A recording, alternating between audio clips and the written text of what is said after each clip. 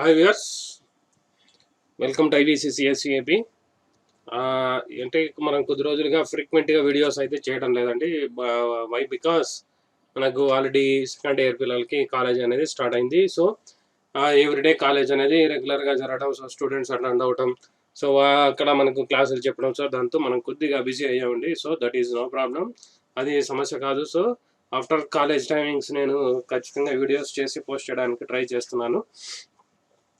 So కాబట్టి videos అనేటివి కొద్దిగా ఆలస్యం అవుతున్నాయి సో పోస్ట్ చేయడానికి.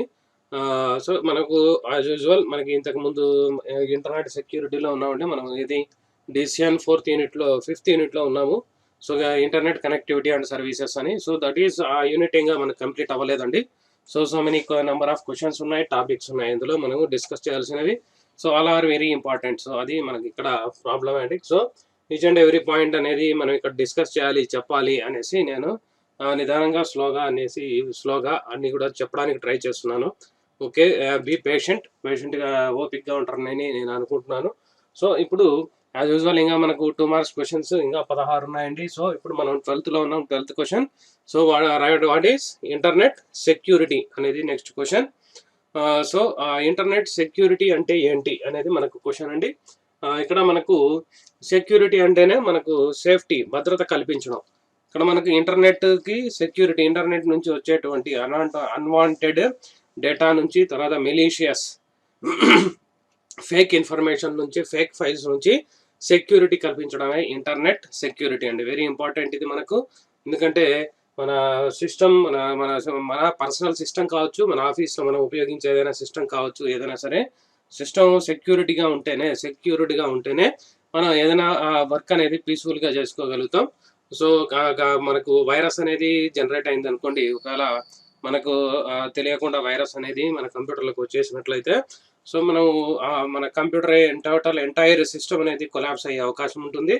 సో వైరస్ అనేది మన కంప్యూటర్లోకి రాకుండా చూసుకోవాల్సిన బాధ్యత మనదే. So that is here internet security. అది క్వశ్చన్ అండి ఇక్కడ. ఇంటర్నెట్ సెక్యూరిటీ అంటే security to system and files from any harmful spyware from the internet నుంచి వచ్చేటువంటి మాల్వేర్ కావచ్చు, ఒక స్పైవేర్ కావచ్చు, ఇలాంటి వైరసెస్ ఏవైతే ఉన్నాయో మన హార్మ్ఫుల్, మన కంప్యూటర్కి హాని చేసేటువంటి మెలీషియస్ సాఫ్ట్వేర్స్ ఏవైతే ఉన్నాయో ఆ సాఫ్ట్వేర్స్ నుంచి సెక్యూరిటీ ఇవ్వడమే ఇంటర్నెట్ సెక్యూరిటీ. ఇది కూడా ఒక సబ్జెక్ట్ అండి మనకు. ఏ విధంగా కంప్యూటర్ సైన్స్లో మనకి ఒక సబ్జెక్ట్గా మనం ఖచ్చితంగా తెలుసుకోవాల్సిన అవసరం ఉంది. So what is the need అంటే, ఇంటర్నెట్లో మనకు ఎన్నో మోసాలు అనేవి జరుగుతున్నాయి. సో స్పైవేర్ మనకేంటి, మీకు లాటరీ తగిలింది అని చెప్పేసి ఒక మెయిల్ వస్తుంది. ఆ మెయిల్ మనం లేకుంటే ఇప్పుడు మన అందరూ స్మార్ట్ ఫోన్స్ ఉపయోగిస్తున్నాం. స్మార్ట్ ఫోన్స్లో ఏంటి, మనం జస్ట్ మీకు ఒకసారి క్లిక్ చేస్తే లక్షాధికారి మీరే అంటారు. సో మనం ఏదో మనకు అమౌంట్ వస్తుందేమో, లాటరీ మనకు అయ్యి తగిలిందేమో అని చెప్పేసి మనం క్లిక్ చేస్తుంటాం.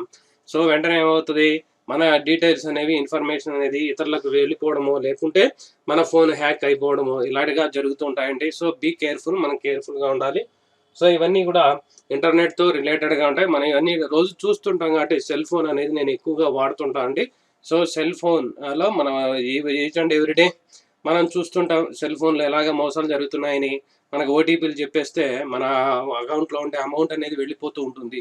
సో ఇలాగ రకరకాల ప్రాబ్లమ్స్ అనేటివి మనం ఇక్కడ ఫేస్ చేస్తున్నామండి. సో అది ఖచ్చితంగా ఇంటర్నెట్ నుంచి వచ్చే సమాచారము సెక్యూరిటీగా ఉండాలి. సో మన ఇంటర్నెట్ నుంచి వచ్చే ఏ సమాచారం అయినా మన కంప్యూటర్కి హార్మ్ఫుల్ చేసే విధంగా ఉండకూడదు అని అంటే we must follow internet security. So ఈ ఇంటర్నెట్ సెక్యూరిటీ అనేది కూడా మనం ఒక సబ్జెక్టుగా మనం చదవాల్సిన అవసరం ఉంది. సో మనకు మనకు ఒక ఎన్క్రిప్షన్ స్టాండర్డ్స్ ఇవన్నీ ఉన్నాయండి. హైయర్ స్టడీస్ పోతే అదొక సబ్జెక్ట్ లాగా మీరు చదవచ్చు. Okay, what is internet security అంటే సింపుల్గా security to system and files from any harmful and spyware, malware from internet నుంచి వచ్చేటువంటి అన్వాంటెడ్, అవసరం లేని సమాచారం నుంచి మన కంప్యూటర్ని సేఫ్గా ఉంచేదే ఇంటర్నెట్ సెక్యూరిటీ అంటాం. సో ఇంటర్నెట్ సెక్యూరిటీని ప్రొవైడ్ చేయడానికి మనకు కావాల్సినది యాంటీవైరస్ సాఫ్ట్వేర్ అనేది అవసరం. సో ఇది యాంటీవైరస్ సాఫ్ట్వేర్ మనకు మార్కెట్లో చాలా అవైలబిలిటీలో ఉన్నాయి. మెకఫీ అనేసి, తర్వాత టోటల్ సెక్యూరిటీ, ఈ విధంగా మనకు నెంబర్ ఆఫ్ అవిరా, అవాస్ట్ ఇలాగా మన number of K7 total security, ఈ విధంగా మన నెంబర్ ఆఫ్ యాంటీవైరసెస్ సాఫ్ట్వేర్స్ మనకు అవైలబిలిటీలో ఉన్నాయి.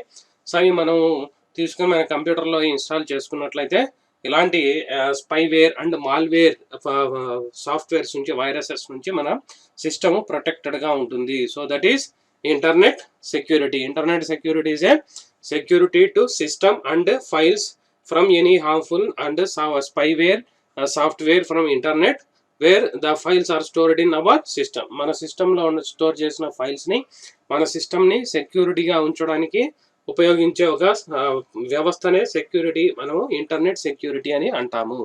ఓకే, నెక్స్ట్ క్వశ్చన్ చూద్దాం. సో అది కూడా what is a virus. Next question, what is virus?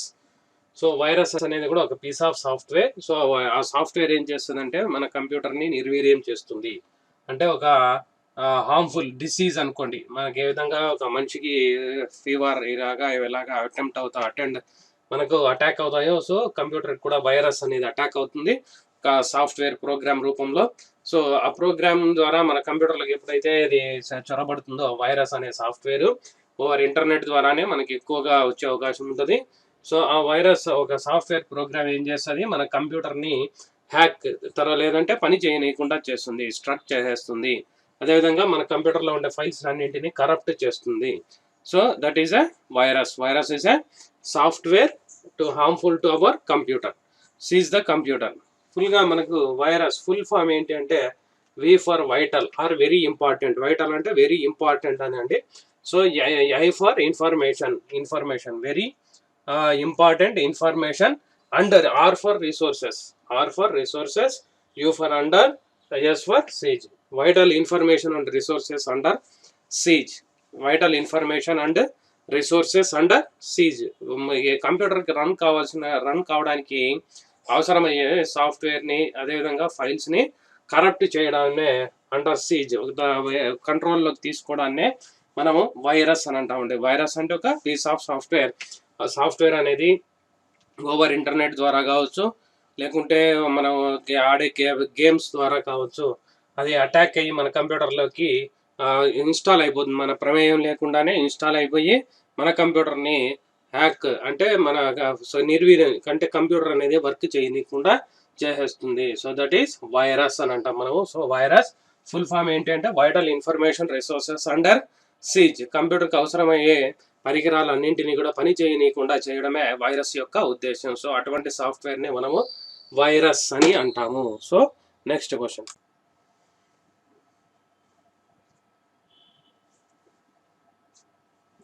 Next question, what is Trojan? Trojan అనేది ఒక వైరస్లో ఒక రకం అండి.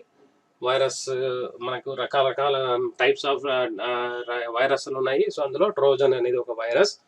సో ఈ ట్రోజన్ అనేది ఏం చేస్తుందంటే ఒక ట్రిక్స్ ప్లే చేస్తుంది. ట్రిక్స్ అంటే ఇక్కడ ఏంటంటే acts as a authenticated software. అంటే మనం ఇది ఇన్స్టాల్ చేస్తేనే కంప్యూటర్ రన్ అవుతుంది అని ఒక మెసేజ్ వస్తుంది. సో మనం ఏమనుకుంటామంటే అండి, సో ఈ అప్లికేషన్ అనేది మన కంప్యూటర్లో ఉండాలి, లేకుంటే మన ఫోన్లో ఉండాలి. అప్పుడు మాత్రమే మన ఫోన్ లేకుంటే మన కంప్యూటర్ చక్కగా వర్క్ అవుతుంది, లేకపోతే సమ్ ఫంక్షనాలిటీస్ అనేటివి దెబ్బతింటాయని మనం అనుకుంటాం. సో అది మనం ఓకే అని చెప్పేసి ఇన్స్టాల్ అనగానే ఇన్స్టాల్ అవుతుంది. బట్ దాని యొక్క ఉద్దేశం వేరే ఉంటుంది, ఆ సాఫ్ట్వేర్ యొక్క ఉద్దేశం వేరే ఉంటుంది. సో అది ఏం చేస్తుంది అంటే మన కంప్యూటర్ని ఏం హార్మ్ చేయదు, బట్ మన కంప్యూటర్లో ఏమైతే యూస్ఫుల్ ఇన్ఫర్మేషన్ ఉందో, మన గురించిన పర్సనల్ ఇన్ఫర్మేషన్ ఏదైనా ఉంటే, ఏదైనా డాక్యుమెంట్స్ మనం టైప్ చేసుకొని ఉండొచ్చు. సో ఆ యొక్క ఇన్ఫర్మేషన్ మొత్తాన్ని ఒక హ్యాకర్కి అందజేస్తుంది అనమాట. So that type of software virus is called as Trojan అని అంటామండి మనము. సో అదేవిధంగా ఇంకా మనకు ఈ ట్రోజన్ అనేది ఏం చేస్తుందంటే మన కంప్యూటర్ మీద ఇతరులకి హక్కు అనేది, అంటే మీన్స్ మన ప్రమేయం లేకుండా ఇతరులు మన కంప్యూటర్ని ఆపరేట్ చేసే ఒక వెసులుబాటుని కల్పిస్తుంది అనమాట. So that type of virus software is called as Trojan అని మనం అంటాం, ట్రోజన్.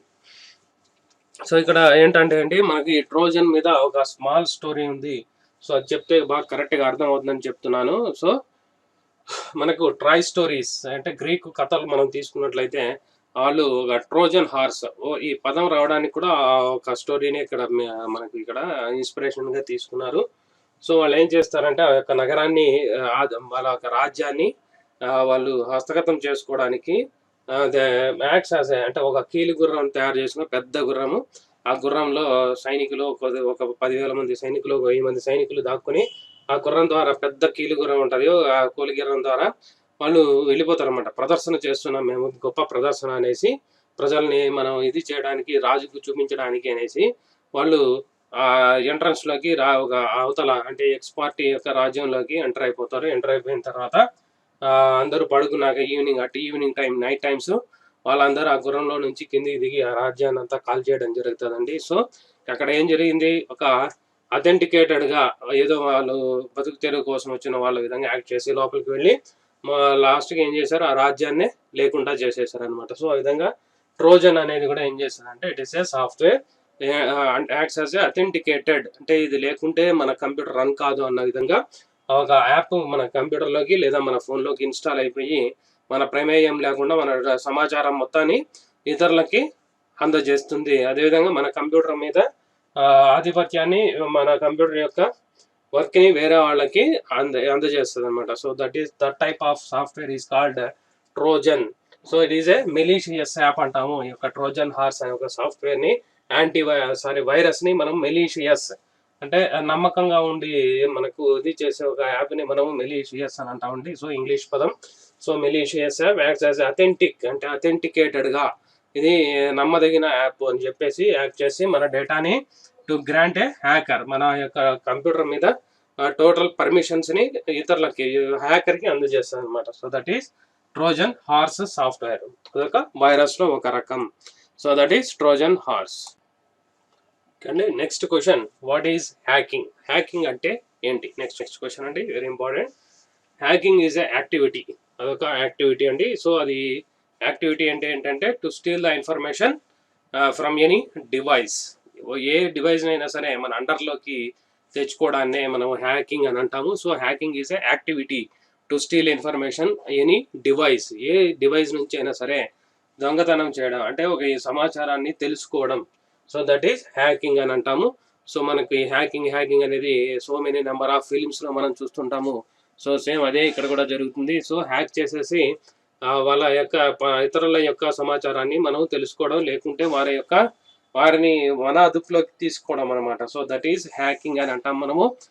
సో, ఈ హ్యాక్ చేసిన వాళ్ళు it is a activity to steal information from any device, it replicate it self and propagate. So, యొక్క హ్యాకింగ్ ద్వారా వాళ్ళు ఒక సాఫ్ట్వేర్ సమ్ టైమ్స్ వైరసెస్ని కూడా స్ప్రెడ్ చేస్తుంటారండి. సో, ఇట్ సెల్ఫ్ అది దానంతట అదే విస్తృతి చెందుతుంది అనమాట. సో, దట్ ఈస్ హ్యాకింగ్ అని అంటాం. సో, ముఖ్యంగా హ్యాకింగ్లో ఉన్నటువంటి ప్రాబ్లం ఏంటి అంటే స్పామ్ ఈమెయిల్స్. ఇది ఎక్కువగా స్పామ్ ఈమెయిల్స్ ద్వారా మన కంప్యూటర్లోకి చొరబడతారనమాట. అంటే మీకు లాటరీ తగిలింది, జస్ట్ 1 క్లిక్ ద్వారా క్లిక్ చేస్తే మీరు 1,00,000 రూపీస్ లాటరీ పొందొచ్చు అని అంటారు. సో, మనం క్లిక్ చేసిన వెంటనే మన యొక్క కంప్యూటర్ వారి అండర్లోకి వెళ్తుంది. So, that type of activity is called hacking అని అంటాం మనము. So, hacking is a activity to steal information any device. ఏ పరికరం నుంచైనా, సాఫ్ట్వేర్ పరికరం నుంచైనా సమాచారాన్ని రాబట్టేటువంటి ఒక యాక్టివిటీనే మనం హ్యాకింగ్ అని అంటాం. సో, ఇక్కడ మన ప్రమేయం లేకుండానే మన సమాచారం మొత్తాన్ని వాళ్ళ గుప్పిట్లోకి తీసుకుంటారు ఇతరులు ఎవరైతే హ్యాక్ చేస్తున్నారో.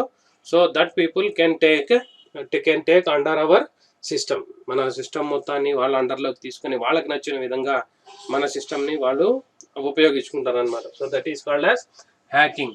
It's replicate and propagate spam emails. ఇది ముఖ్యంగా మన కంప్యూటర్లోకి హ్యాకర్స్ ఏ విధంగా చొరబడతారంటే replicate and propagate spam emails పంపడం ద్వారా. అంటే ఒక స్పామ్ ఈమెయిల్స్ అంటే అనుమానాస్పదంగా ఉన్నటువంటి ఈమెయిల్స్ని పంపడం ద్వారా మన కంప్యూటర్ని వాళ్ళు హ్యాక్ చేసే అవకాశము ఎక్కువగా ఉంటుంది.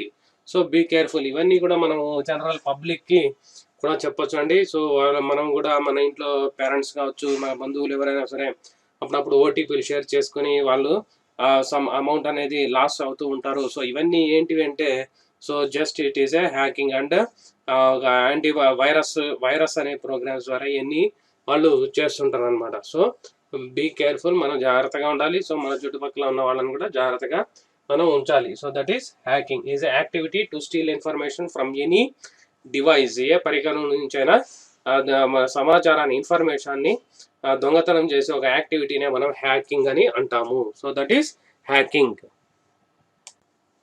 అంటే నెక్స్ట్ క్వశ్చన్ మనకు worm. What is worm? WORM. Worm. Worm అంటే ఏంటి అనేది, ఇది కూడా ఒక వైరస్ సాఫ్ట్వేర్ అండి, పీస్ ఆఫ్ వైరస్ సాఫ్ట్వేర్. ఇది ఏం చేస్తుందంటే ఒక మనకి ఇంటర్నెట్ ద్వారానే మన కంప్యూటర్లోకి చొరబడుతుంది. సో ఇది మనకు వేరే ఇతరులకి ఏది ఇన్ఫర్మేషన్ అనేది పాస్ చేయదు. బట్ మన కంప్యూటర్కి ఎవరైతే కనెక్ట్ అయి ఉన్నారో, ఒక నెట్వర్క్లో మనం ఉన్నాం అనుకోండి, ఆ నెట్వర్క్లో ఉన్న ఆల్ కంప్యూటర్స్కి ఇది స్ప్రెడ్ అవుతుంది. సో స్ప్రెడ్ అయిన తర్వాత ఎంటైర్ నెట్వర్క్ని బ్లాక్ చేస్తుంది అనమాట, అంటే వర్క్ చేయనీయకుండా ఆపేస్తుంది.